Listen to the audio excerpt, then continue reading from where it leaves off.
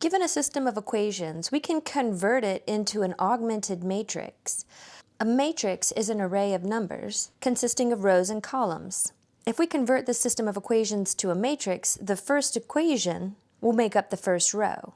And the numbers in that row are going to be the coefficients on each of the variables. So we'll have a column for the x's, a column for the y's, and this will be an augmented matrix because we'll have a vertical line here representing the equal sign, and then to the right of that we'll have a column for the constants.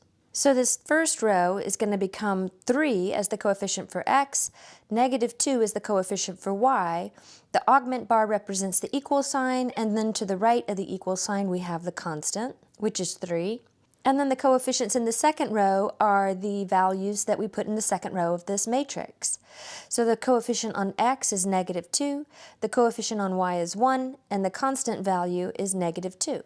So we just converted the system of equations into an augmented matrix. When we have a matrix with 3 rows and 3 variables, that's going to translate into an augmented matrix with 4 columns. 1 column for each of the variables, and then the final column to the right of the augment bar is going to be for the constants.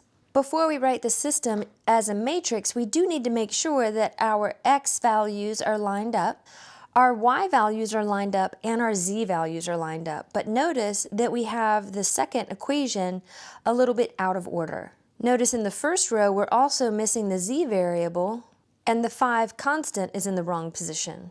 So before we convert this system to a matrix, we need to rearrange these equations a little. So the first equation is going to be 3x minus 2y. There is no z variable, and we'll need to subtract 5 from both sides to get the constant to the right of the equal sign.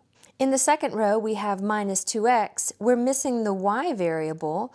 We have a plus 4z, and then we need to subtract the 2 from both sides to get the constant to the right of the equal sign. The third row looks good though. We have x plus 4y minus 7z, and our constant is 0 in that third equation. Notice I've left a little space here. In our matrix, we are going to need to use 0 placeholders for these missing terms. So the first row of our system is going to become 3 is the coefficient of x, -2 is the coefficient of y, 0 is the coefficient of z, and the constant should be -5 once we've moved it to the right of the equal sign. For the second equation, the coefficient on x is -2, the coefficient on y is 0, and the coefficient on z is 4. Again, the constant is going to be -2 once we've moved it to the right of the equal sign. And then that third row is going to have a coefficient of 1 for the x, 4 for the y, -7 for the z, and then the constant on the other side of the equal sign is 0. So these two augmented matrices represent the two systems of equations that we started with. Now let's go the other direction. We'll convert the matrix back to a system of equations. With 2 columns to the left of the augment bar, that means we're going to have 2 variables once we convert back to the system. The coefficients in the first column are the coefficients on x, the coefficients in the second column are the coefficients on y, and then this third column is going to make up the constants that are to the right of the equal sign. So going back to the system of equations, we're going to have -2x plus 1y is equal to 3 is my first equation, and the second equation is going to be plus 1x plus 1y is equal to -2. To convert this second matrix back to a system of equations, we have 3 columns, so this is going to be the coefficient on x, the coefficient on y, the coefficient on z, and then to the right of the augment bar we have the constant column, and these constants are going to be to the right of the equal sign once we go back to a system.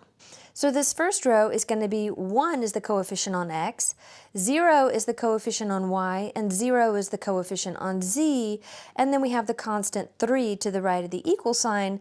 Well, this is just x plus 0 is equal to 3, or it's better to just say x is equal to 3. In the second row, we have 0 is the coefficient on x, plus 1 is the coefficient on y, plus 0 is the coefficient on z is equal to -4, but that's just y is equal to -4, so we'll write that in its most simplified version. The last row is going to be 0 is the coefficient on x, 0 is the coefficient on y, 1 is the coefficient on z, so this is just the same thing as z is equal to 7. Let's notice that this form of an augmented matrix is actually a special form that's called reduced row echelon form.